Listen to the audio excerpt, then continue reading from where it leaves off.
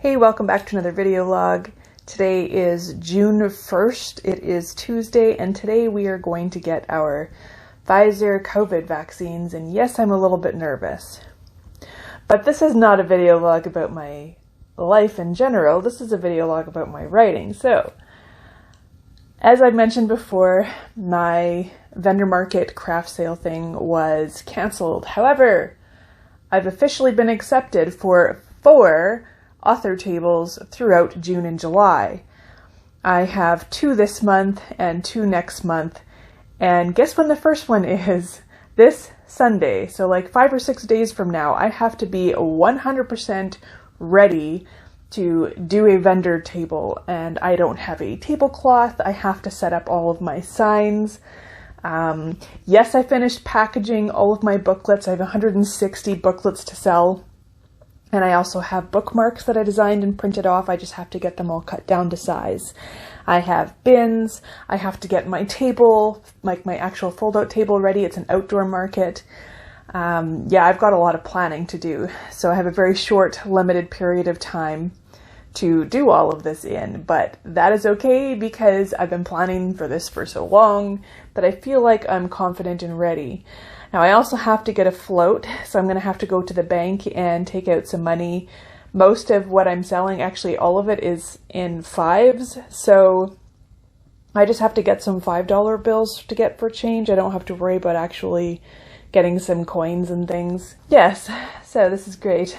I also managed to finally mail off the 8 booklets to a family member in another province. Postage went up from the last time I mailed something like that. Absolutely crazy. In addition to that, I started a new writing project. I decided that everything else that I was toying with starting, I kind of set aside, and I decided to go ahead with something new, and I'm so excited about this. This has kind of been in the back of my mind for some time, but I finally developed the story in my head enough that I can start pantsing it.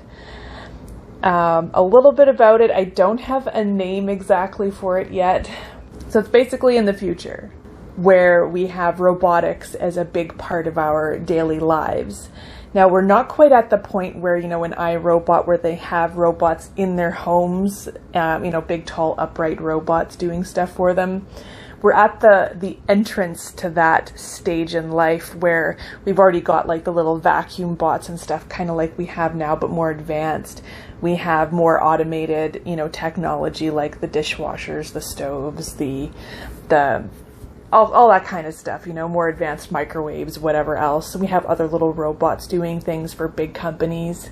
But they're finally at that stage where they're ready to do like a trial period where the robots, the big upright robots, are more human-like, but not quite human, and they come into your home and they work with you and do things that you've asked them to do.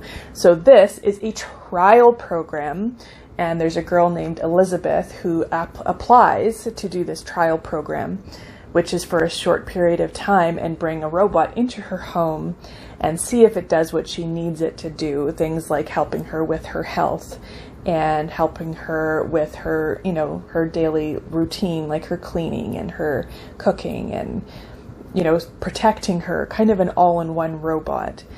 So that's where the story begins, is where she's applied for this and she's waiting to be approved, and she goes for an interview at this robotics company. Now, of course, another part of this trial is they are going to be sending these robots to different aspects, or testing them in different aspects of life. So they're going to have a placement in a business. They're going to have a placement in a messenger company where they're going to be delivering messages and envelopes and stuff like that. And they have to be able to get around the traffic aspect of things and follow the lights and the walking lights and that kind of stuff. So anyways, it's pretty cool. The idea is that she gets accepted, she brings this robot into her house, and she kind of starts having feelings for it. Now, I know it sounds a little bit weird, but it's not what you think, but I can't tell you everything about it because it isn't written yet, and I want you to be excited about this and perhaps one day buy a copy. Okay, we're not there yet. Not even close. This is a novel length and I've got a long way to go, but I'm super excited about it. Now I might find some time when I feel up to it to write the Living Undiagnosed book. Again, I'd already started it, but I have more to go. I have a long way to go, actually. And I also want to do another Tales of Elganthus short story collection. And I'm also writing Red Rain, part of the Red Crime Thriller series, but not as connected as all the other ones have been. So I've got a lot on the go. So in the midst of all this chaos, my house is a bit of a disaster. We've kind of been moving some rooms around. My son needed a new bed, and we had to move his current bed to the other room for my younger son. However, it did not fit, so we have now switched kids from one room to the next, which was completely opposite to how we'd actually planned it to begin with. So while doing this and moving the bedrooms around, we've been going through their things and sorting through things that they don't need anymore. And now we've been donating, because I know there's a lot of families out there that just don't have as much income as they used to, or don't have as much stuff as they used to have because of the pandemic. So I'm using this opportunity to support the local community, you know, give parents stuff for their babies, for their kids, stuff they can't afford to get right now on their own. And I feel like we're really helping people, which is great. So I encourage you, if you have stuff that you don't want anymore, whether it be your kids' stuff or old books or anything like that, instead of trying to sell it, consider donating it for those less fortunate, or to those who just lost their jobs and don't have as much income as they used to have. I think it really makes a difference in other people's lives. All right, we'll see you soon. Hello, today is Sunday, June the 6th, and I'm officially set up at my very first author table at an outdoor, actually it was supposed to be an outdoor market, but turns out it was raining and we couldn't set up outside because it was too wet. So now I have my table set up and I'm kind of excited to see how this goes.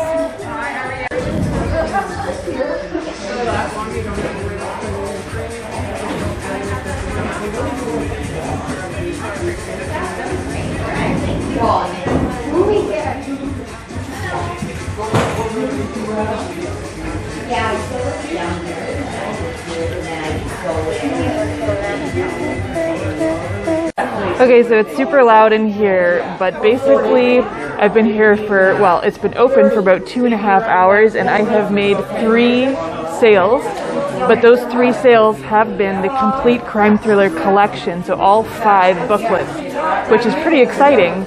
People aren't coming in just buying one book, they're buying packages of books, which I'm so glad that I actually got these ready in advance, which is all 5 of the crime thriller books, ribboned, you know, combined with a ribbon so that it's easier for selling. My first customer asked me to sign each of them.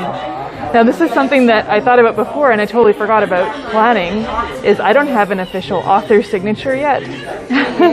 So I kind of just made one up on the spot. So that's okay, whatever. I've made 3 sales of the complete crime thriller collection series, which is absolutely amazing. I'm so excited, and I know it's slow and it's a long day. I'm not making tons of sales quickly, but I'm okay with that. Check in with you soon. Hey, so today's Wednesday, June 9th. I had intended on Sunday of going back on and recording a little update on how I did on the sale, but I was so exhausted and I got home and my kids were so happy that I was there that I got really busy spending time with the kids and yes, cleaning up from all of this, from all of the planning and the prep. So the sale, first I want to say, because of the rain and the storms, everything was moved indoors. They also told me that Sundays are their quieter days, which I didn't know before I booked it, but you can kind of see how a Sunday would be a little bit of a quieter day for a vendor sale. So between COVID and having the rain and the storm, it was a lot quieter than their usual volume of people coming in to purchasing from the vendor market. However, that being said, I did manage to sell 4 complete sets of the entire crime thriller series, which is a total of 20 books, and 1 sale of my high fantasy, The Tales of Elganthus Volume 1. Now, for whatever reason, I was super happy about each of the sets of the Red Crime Thriller series being sold, which, by the way, worked out great with having the ribbon around it. But that moment when somebody purchased my high fantasy, like, that was that moment that almost brought tears to my eyes. And I'm getting all emotional thinking about this, but high fantasy is kind of like where I live and where I dream. And just that thought of somebody seeing that cover and connecting with the cover and thinking, wow, I'd really like to buy this and I wonder what this is about. It was just so thrilling, like so exciting. Anyways, so this has taught me a couple of things. One, it was a great idea to do a deal, buy 4, get 1 free for the Red Crime Thriller series. Number 2, packaging it in advance with a nice little bow worked really well. Number 3, I am more emotionally connected to my high fantasy writing than I am to the crime thriller genre.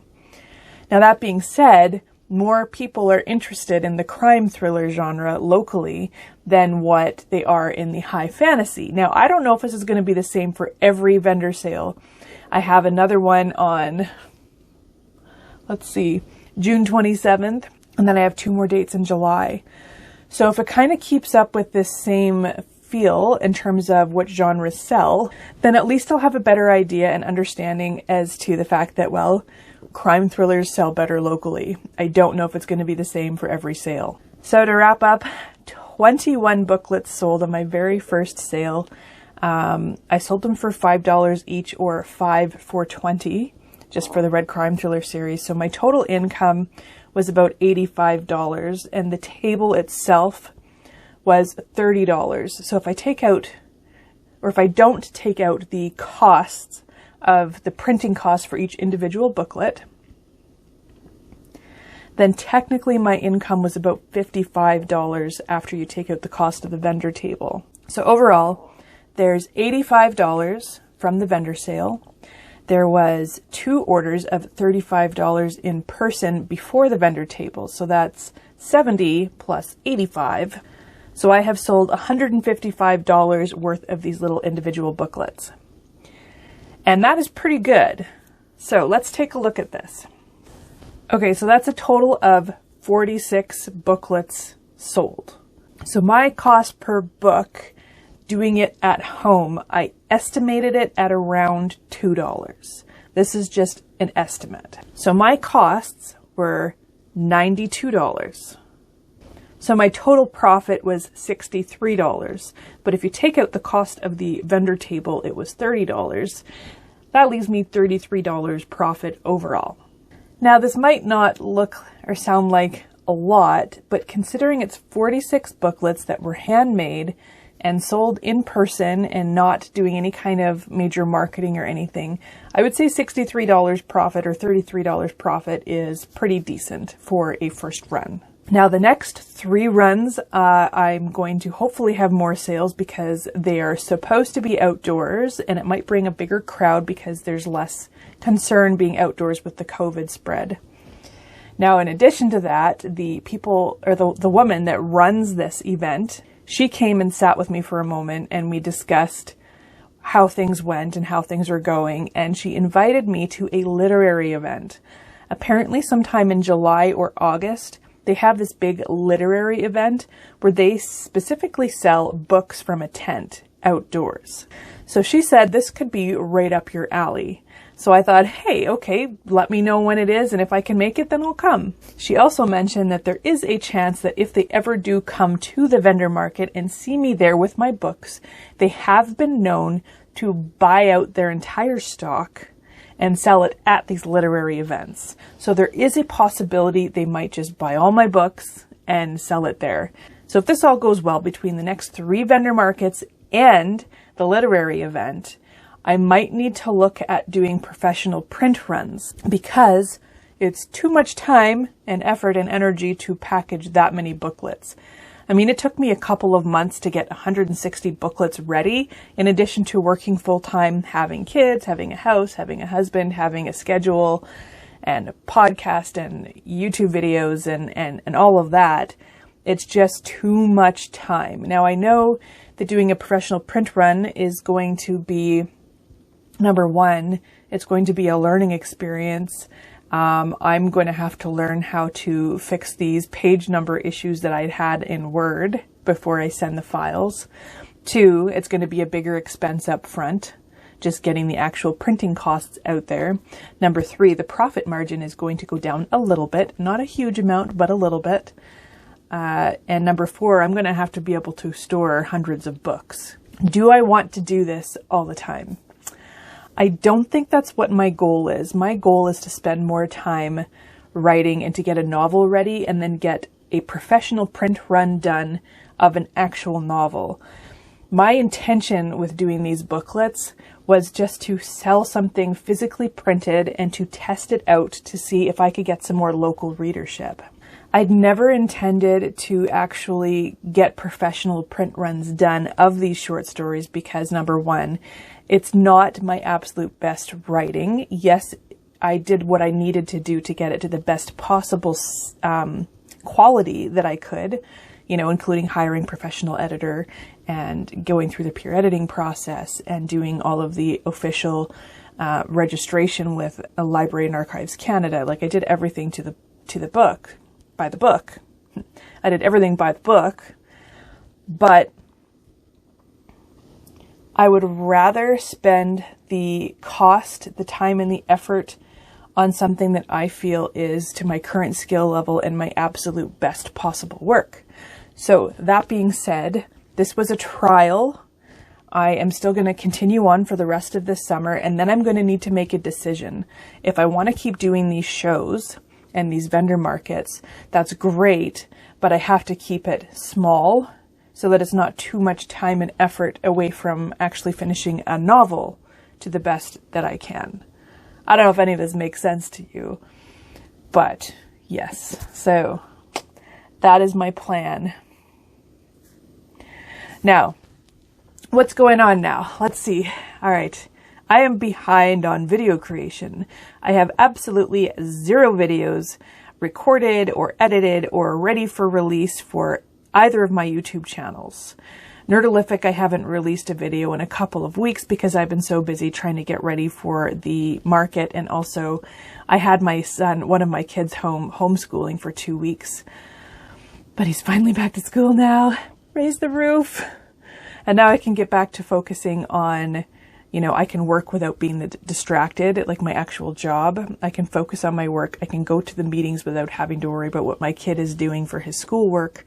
And then afterwards, they are going to be quieter in the evenings and on the weekends because they will be enjoying their home time a little bit more because they're getting out of the house. So that leaves me a little bit of peace and quiet to get back to my video recording.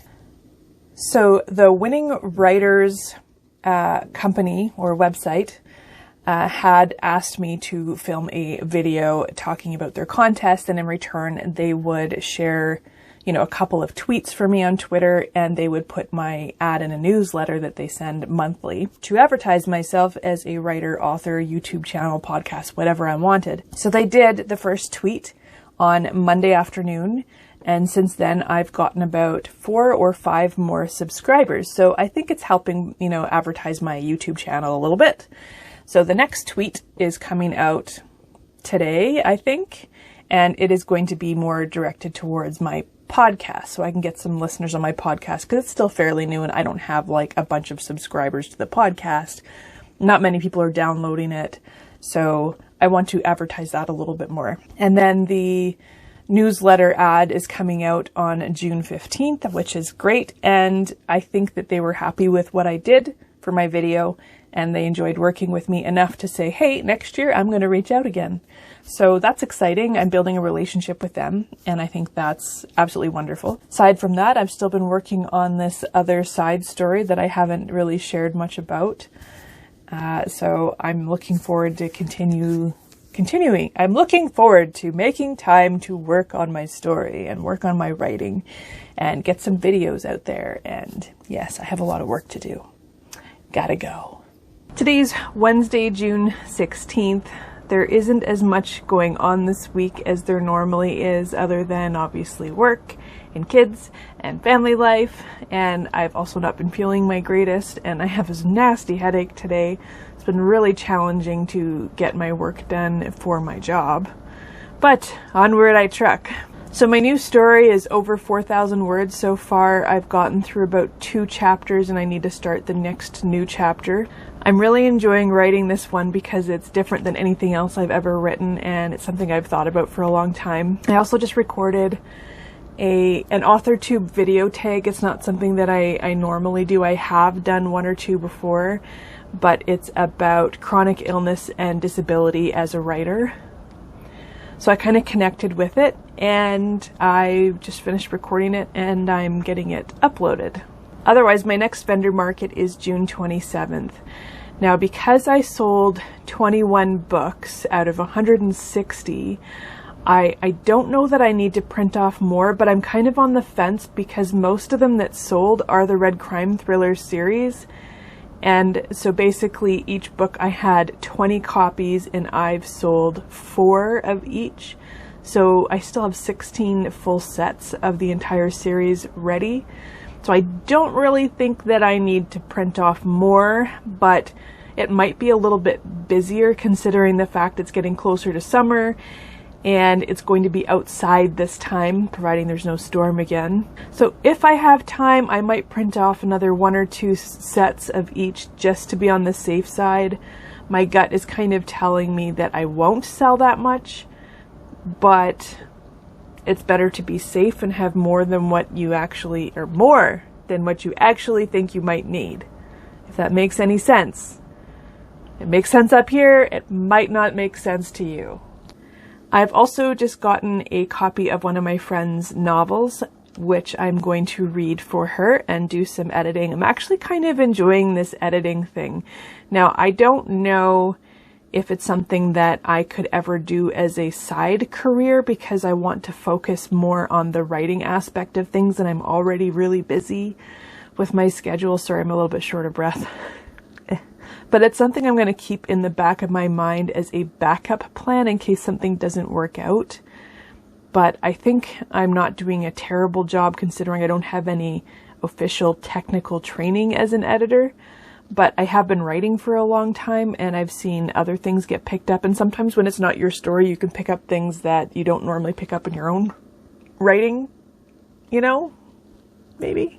So there's not much else I can say. Probably not even for the rest of the month of June. Honestly, I just want to slow down a little bit now that I've gotten all those booklets printed and I've done my first market. I do need to catch up on some video creation and editing and podcasts. So, funny story, actually. I was really late this week doing my podcast recording. I normally release it on Tuesday mornings at 9 a.m. But I was so busy on Sunday with family life and gardening and grocery shopping and everything else that I completely forgot on Sunday that I had to do my podcast recording. So Monday, I worked from home and I had a really bad episode Monday night, and that is when I remembered that I had a podcast to do, but I wasn't capable of recording it because I couldn't talk properly and I had no energy to even sit upright. So then I wake up Tuesday morning, I'm like, I have to go to the city for work. I have to get ready. Oh crap, my podcast is due in like a few hours. I have to get this done. So before I left for work, I sat downstairs. I told my kids to be quiet, basically zip it while mom records this podcast episode. And I burned through the recording and I managed to get my editing done and have everything uploaded in time. So I managed to meet my deadline. I guess that's one of my strengths is if I do have a deadline and I know the deadline is there, I put a lot of pressure on myself to meet that deadline. And sometimes that means putting other stuff aside that maybe I shouldn't put aside, but at the same time, it's a good quality to have when it comes to work. However, going forward, I'm going to try my best to not wait until the weekend before to record my podcast, like the weekend before it's due to air. I'm trying to stick with this schedule so that it comes down to a flow. So every second Tuesday at 9 a.m., a podcast episode is supposed to be released between Podbean, all of the other platforms, as well as YouTube. So crossing fingers, that is one of my goals for the summer, is to try to record my podcast episode ahead. But the thing is I also want to wait and hope that somebody will actually email me something out of the writing prompts that I do on the podcast, but nobody's really emailed me yet, so I'm not really sure that anybody's actually doing these writing prompts that I give them, or they're just not comfortable with sending it. But that's okay. I'm going to keep doing it because I don't have a big enough audience in my podcast yet to know for sure that anybody's actually going to give it the time of day to do the writing prompt. So that's it for this writing log. Well, thank you so much for watching, and let me know what your goals are for July. Have a great rest of your day, afternoon, evening, night, or whatever, and good luck with your goals this summer.